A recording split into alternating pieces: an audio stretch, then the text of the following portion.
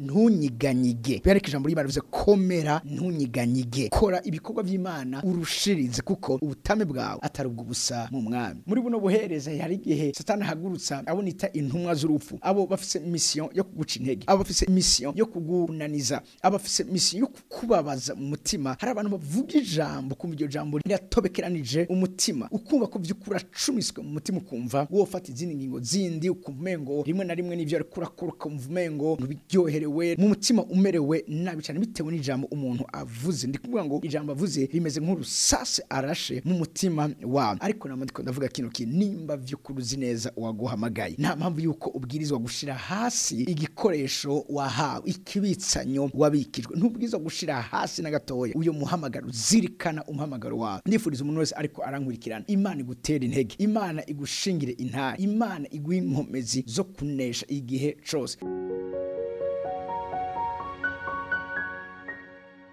Turabaramukije nshuti bakunzi bacu mwamudukurikirana igihe cose kuri chaîne yanyu Ubugingo Busagutse TV. Ni Apotre Kevin Sibomana ngarutse kugira ngo dusangire amajambo y'Imana kubijanye n'ibango ry'ubuherezi. Ndabutsa kandi ko turi mu kiganiro cacu ibango ry'ubuherezi, kiganiro dukora mu ntumbero kugira ngo dufashe umuntu wese Imana ikirahamagarira ibijanye n'ivy'ubuherezi, umuntu wese Imana ikirahamagarira ibijanye n'igikorwa cayo canke umurimo wayo. Ni vyiza kuko nagiye gusanga mu myaka itari myinshi kandi itari mike maze ndiko ndakorera Imana, jewe ubwane subije amaso inyuma nkibuka ivyambaye ko, nkibuka ubuzima naciyemwo. Hari igihe nifuza umuntu yovuga ibijanye no gukorera Imana. Narumva nkeneye kumva mbega abandi babigenza gute, abandi babikora gute, abandi babishobora gute. Narumva neza nifuza kumenya amabanga abandi yabafashije kugira ngo bashobore kugera aho bageze. Hariho byinshi nkuko nakunze kubabwira mu biganiro vyaheze, hariho byinshi nakoze vyatumye uyu munsi kumbure niboma. Hariho byinshi nakoze bitari bikwiye ko nkora ico gihe, mugabo uyu munsi nifuza ko batoya bandi canke n'abandi usangiye umurimo w'Imana batogwa mu makosa twaba twaraguyemwo bitewe nuko twabuze abantu batuguidinga, abantu batwereka inzira, abantu batwereka umwonga n'udahuma mu bijanye n'igikorwa c'Imana. Turavuga ibijanye n'ibango ry'ubuherezi. Ubuherezi ni igikorwa umukozi w'Imana akorera Imana hano muri nose. Nico kintu cose Imana icishiriza mu muntu kugira ngo ishobore gushikira abantu. Kuko twabonye ko umuherezi akorera Imana kubwo abantu, atogwa mu bantu, nivyo mugabo akorera Imana kubwo abantu. Rero n'uyu munsi ngarutse kugira ngo twongere kandi usangire ivyo novuga umuherezi abwizwa kumenya. Uyu munsi nje kuvuga ibintu indwi novyita urufatiro canke imfatiro, siniko novyita ama fondation, ariko ndagiye kuvuga ibintu indwi umuherezi wese abwirizwa kugira kumenya kandi kwamenye cyose ariko aritoza. Ibi bintu ndwi umuherezi wese ashoboye kubyitondera, ndakugarantisa yuko ubuherezi bwa buzokwama ubuherezi buri bugira ikimazi benshi, buzokwama igihe cyose ari ubuherezi bugaragaza ico novuga umutima w'Imana hano muri nosi. Buzokwama ari ubuherezi uruhande rumwe ari umunyu, urundi ruhande akaba ari umuco. Umunyu ni utanga uburyohe. Yesu aravuze ikintu gikomeye cyane, avuga ngo mbega iyo umunyu ushize uburyohe uba ukiryoshwa n'iki? Co bakora bawuterera hanze, abantu bakaza bakawukandagira kubera ko nta buryohe uba ugifise. Acavuga kandi ngo muri umuco w'isi, igisagara cyubatswe ku mpinga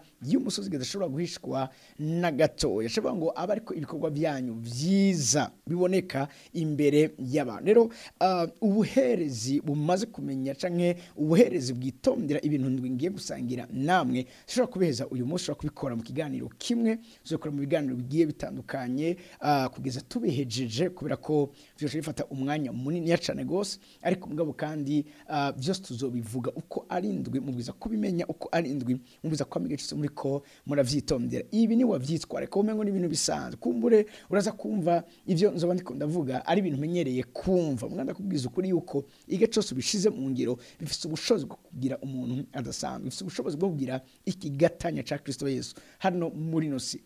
bifise ubushobozi bwo kugira udasanzwe, azana ibidasanzwe mu buzima bw'abantu. Aba nibo bahereza Imana ikirondera, aba nibo bahereza Imana iriko irashakisha muri kino gihe cacu. Hariho ijambo iyo ndarisoma muri Bibiliya rinezereza umutima wanje, ni ijambo dusanga mu gitabo ca Zaburi igice ca 89 ku murongo wa 20. Munyemere gatoya ayo majambo tuyasome imbere ko tuza kuvuga ibijanye n'ibi bintu indwi bwiza kuranga umuheri canke urufatiro canke ibintu ndwi nk'urufatiro ku bijanye n'ubuherezi. Zaburi ya 89 ku murongo wa 20 n'amajambo nkunda cyane gose. Imana avuga ngo nabonye Dawidi umusavyi wanje, namurobanuje amavuta yanje yera.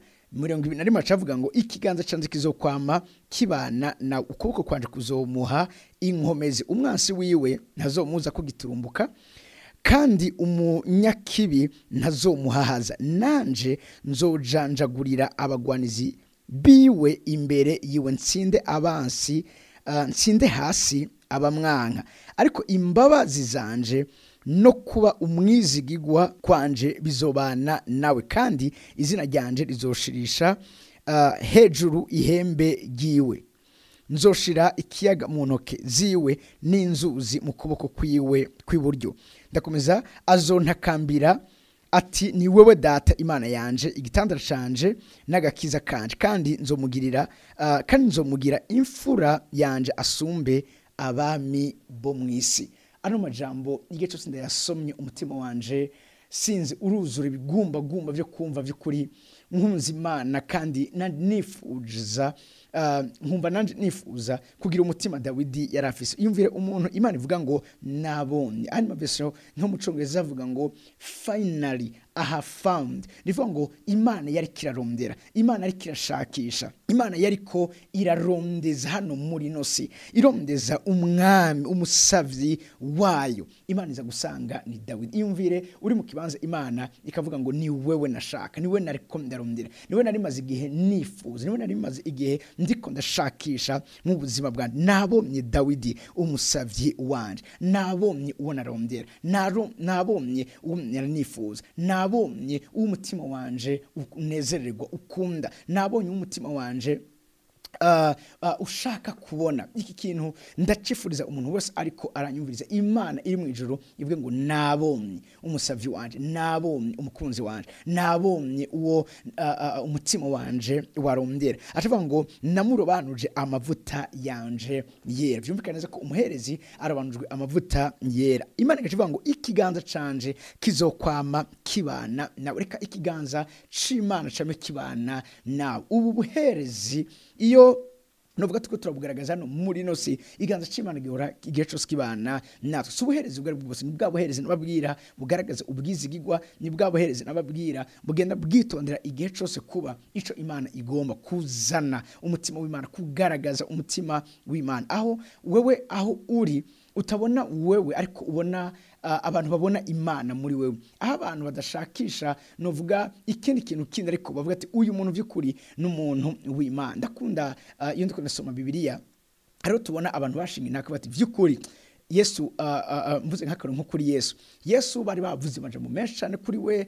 kumusaba bariko baramugira nabi, bariko baramushinyagurira. Mugabo hariho ahantu Imana yabitse imisosi Imana ku muherezi wayo, hariho ibihe yama ibika byo kumushingira intahe, hariho ibihe yama Imana igihe cyose ibika byo kugira ngo igaragaze by'ukuri ububasha bwayo. Ni kuvuga ngo umwana majambo justify umuntu wayo, igirire neza umuntu wayo, yerekane imbere y'abantu yaremye yuko by'ukuri umuntu ari umuntu wayo. Biravuga ngo bamucumise amazi n'amaraso bikava mu rubavu rwiwe, wamucumise arafise ijisho ripfuye, ako kanya rirahumuka, uravyumva abona ibintu bibaye.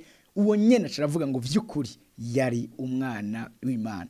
Ahandi bose bari bavyanse, mugabo harageze ahantu Imana ishinga intahe bivanye n'ivyo arikoze uwo mwanya, bose baravuga ngo vy'ukuri yari umwana w'Imana. Hazogera igihe avuga ati vy'ukuri uyu muntu n'umukozi w'Imana, n'umusavyi w'Imana. Iri jambo narikunze ngo ikiganza canje kizokwama kibana na ukuboko kwanje kuzomuha inkomezi rivuga ngo ariko arashigikirwa n'Imana ariko arategwa intege n'Imana ndasengera umuntu kandi nifuriza umuntu wese ariko arankurikirana Imana igutera intege Imana igushingire intare Imana iguha inkomezi zo kunesha igihe cyose abakurindire yuko umunsi umwe uzogwa hasi abarindire urazi muri buno buhereza hari igihe Satani ahagurutsa abonita intumwa z'urupfu abo bafise mission yo kuguca intege abo bafise mission yo kukunaniza abo bafise mission yo kukubabaza mu mutima hari abantu bavuga ijambo kumva iryo jambo riratobekeranije umutima ukumva ko vyukura cumiswe mu mutima ukumva wo ufata izindi ngingo zindi ukumvengo rimwe na rimwe n'ivyo ari kurakora ukumvengo ntubiryoherewe urumva ukumva nyene mu mutima umerewe nabi cyane bitewe n'ijambo umuntu avuze ndikuvuga ngo ijambo avuze rimeze nk'urusase arashe mu mutima wa ariko namandiko ndavuga kino nimba vyukuruzi neza waguhamagaye nta mpamvu yuko ubwirizwa gushira hasi igikoresho wahawe ikibitsanyo wabikijwe ntubwirizwa gushira hasi na gatoya uyo muhamagaro zirikana umuhamagaro wawe nivyo mu buherezi duhura na vyinshi mu buherezi dusekwa na vyinshi mu buherezi urumva umuntu wese aremere kukwita amazina yose ashaka ariko nubwo bimeze gutyo reka barindire kugwa hasi babibure reka barindire kunanirwa babibure reka barindire kuhagarara babone aho nyabuna uri kurongereza umuvuduko wo kunyaruka reka barindire yuko ushira hasi Bibiliya babibure reka barindire yuko ubivamwo babibure ahubwo babone utera ukomera urushiriza kugera mu bikomeye urushiriza gukayangana urushiriza kugaragaza ubwiza bw'Imana ijuru riguhe inkomezi birivuze ngo ukoko kwanje kuzomuha inkomezi reka ukoko kw'Imana kuguha inkomezi wamaherezo we uri kurankurikirana reka ukoko kw'Imana kuguhe inkomezi umwasi wawe ntakuze ko giturumbuka hariho imigisha idasanzwe tubona Imana igenda ishira ku muntu vy'ukuri yemeye kwikorera yemeye kwikurikira cyane wamye yifuza kugaragaza umutima wayo ndabibutse neza yuko Imana avuze ngo nzo kuyagurukiriza umuherezi w'umwizigirwa azokora ngira umutima wanje no mu vyumviro byanje rero abo meze batyo abateye gutyo umwansi wabo ntigera n'umusi n'umwe abubira ntigera baza ko giturumbuka ntegera n'umunsi umwe aba surprena igihe cyose bama bari maso barazi biriko barabona ibiriko biraba abantu n'inderetsi bari hejuru ku munara babona ibintu vyose nta kintu kimwe bafitiye ubo umwansi aza baramubona bigace kometse kuvuga ngo umunyakibi nazomuhahaza reka umunyakibi ntaguhahaze mu izina rya Yesu Kristo ayo majambo araryoshe cyane gose ana majambo adasanzwe rero shaka kubwira umuntu ariko aranyemeza umuherezi vy'ukuri tegwa intege nivyo hari igihe bitaba vyoroshe hari igihe bitaba ari ibintu vy'ukuri tubona byo kwakira mu buryo bworoshe uravyumva ariko numenye neza uri mu ruhande rwawe numenye neza waguhamagaye numenye neza ugushoboza numenye neza waguhaye igikogwa uwo ni uzoha rapport uwo ni we uzoriportingako nta muntu numwe yaguhamagaye ndakuze kubwira abakozi Imana bagenzi banje reka gukora nka umengo nabantu baguhaye akazi nabantu bakwangajije nabantu baguhaye igikorwa uri kurakora ntituriko turakorera abantu bahereze muri ko muramwika ntituriko turakorera abantu ariko tuko turakorera Imana kandi mu gikwiriye ijambo y'Imana tubwira ngo nitutacobogora aya majambo nayo reka tuyasome n'amajambo adasanzwe cyane gose abikorinto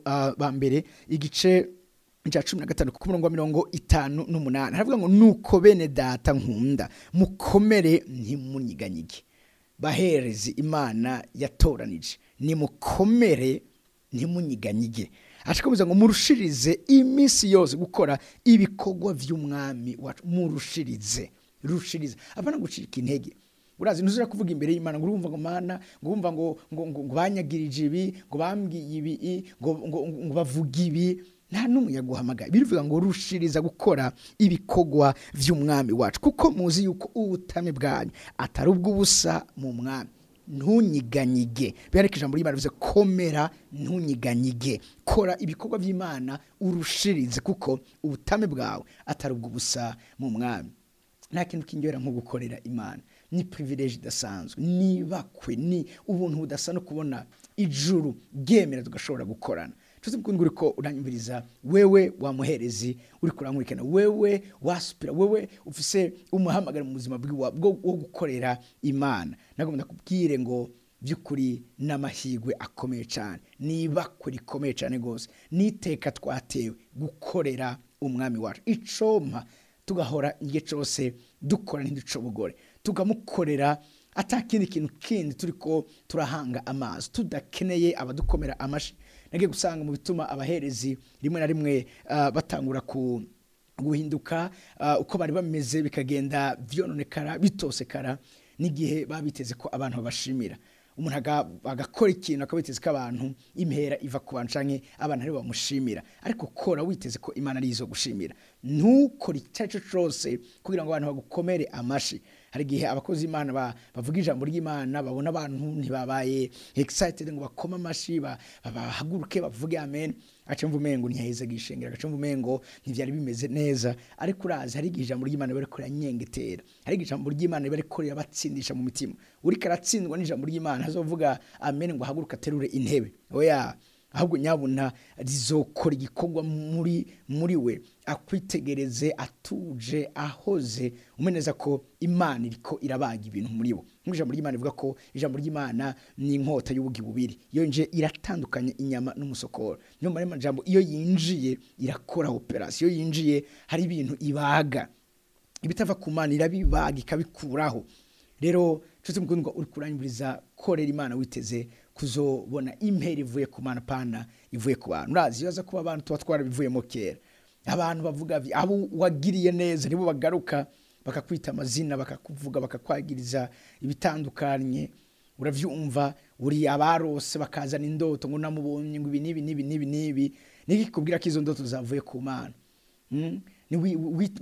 Sinzi numva nobwira abantu bako badukurikirana, mwitondere cyane gushoka muca imanza ku bantu mutamage, ku bantu bariko barakorera Imana.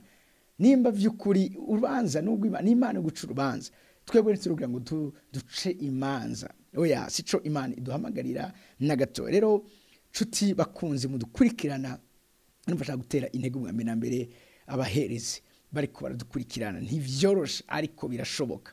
Nimukora umurimo w'Imana mushize amanga, ntimunyiganyige, mukomere, kuko uwo muriko murakorera igihe gikwiriye azobagororera kandi ahemba neza cyane gose. Iki nakibonye ahemba neza cyane, hari ivya guhemba amafaranga toshobora kugushoboza kuronka.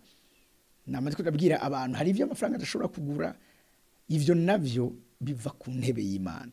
Rero bakunzi mudukurikirana muri kino kiganiro canye ibango ry'ubuherezi, mukomere, mushikame, mukorere umwami wanyu, ntimugwe ikinyanya, kuko ngiye gikwiriye azobagororera. Uyu munsi numvise kunza gutangura kuvuga bijya bintu indwi nababwiye, ariko reka ndabahe rendezvous mu kiganiro kigiye kuzokurikira, aho tuzotangura kuvuga rero kimwe kimwe ku kindi. Uyu mwanya reka abe aya majambo yo kugutera intege kugira ngo ubandanye umve ko by'ukuri wonezerwa nuko Imana ikiravuga ngo nabonye umusavyi wanje, ikwita umusavyi wanyu, ikwita umukunzi wanyu, hanyuma ikugendanire, igushigikire, igutera intege mu byo uriko urakora. Imana ibahezegere cyane, ndabakunda cyane. Umwanda mukora subscribe kuri ino channel yacu, ndashimana cyane kubera ko kuva dutanga gukora bino biganiro tukabasaba ko mukora ama subscribe, mwarabikoze cyane ku bwinshi. Twarabonye ko channel yacu ibandanya gukurikiranwa n'abatari bakeya, ndabinginze n'umusubire mugire fo muntu ngikira bagenzi banyu